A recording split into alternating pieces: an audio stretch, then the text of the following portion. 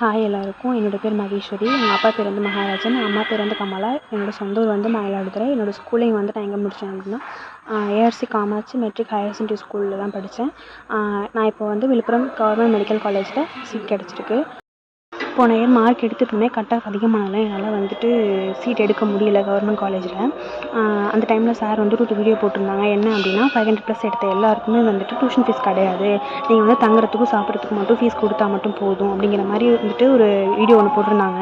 அதை பார்த்துட்டு தான் போய் ஜாயின் பண்ணேன். இப்போ நான் வந்துட்டு ஃபேமிலியோட ஃபஸ்ட்டு டாக்டர். ரொம்ப ரொம்ப தேங்க்யூ சார். சக்தி நீட் அகாடமி பற்றி சொல்லணும் அப்படின்னா மெயினாக ஃபிசிக்ஸ் தான். ஃபிசிக்ஸ் மேலே இருக்கிற பயத்தையும் நமக்கு போக்கி கொடுத்துருவாங்க. ஃபிசிக்ஸ் மட்டும்னு சொல்ல முடியாது, கெமிஸ்ட்ரியாக இருக்கட்டும், பயாலஜியாக இருக்கட்டும், எல்லா சப்ஜெக்ட்டுக்கும் ஈக்குவல் இம்பார்ட்டன்ஸ் கொடுத்து தான் நடத்துவாங்க.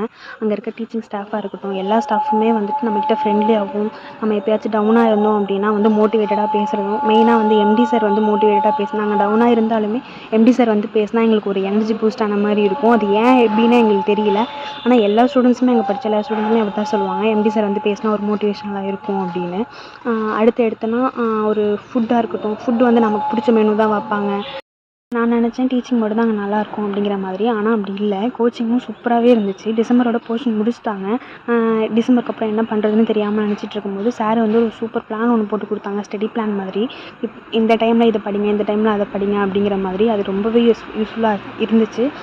அந்த டைம் நம்ம இந்த சப்ஜெக்ட் படிக்கிறோம் அப்படின்னா அந்த சப்ஜெக்ட் ஸ்டாஃபுமே நம்ம கூட இருப்பாங்க. நைட்டு 12 மணி ஆனாலும் சரி, 2 மணி ஆனாலும் சரி, நம்ம படிக்கிற வரையும் கூடவே இருந்து முடிச்சு கொடுத்துட்டு தான் போவாங்க. எந்த டவுட் கேட்டாலும் எந்த டைமாக இருந்தாலும் கிளியர் பண்ணி கொடுப்பாங்க. மெயினாக எம்டி சார் சில டைம்லாம் வந்துட்டு 2 மணி வரைக்குமே நான் டவுட் கிளாரிஃபிகேஷன்லாம் பண்ணியிருக்காங்க. ரொம்ப ரொம்ப நன்றி சார்.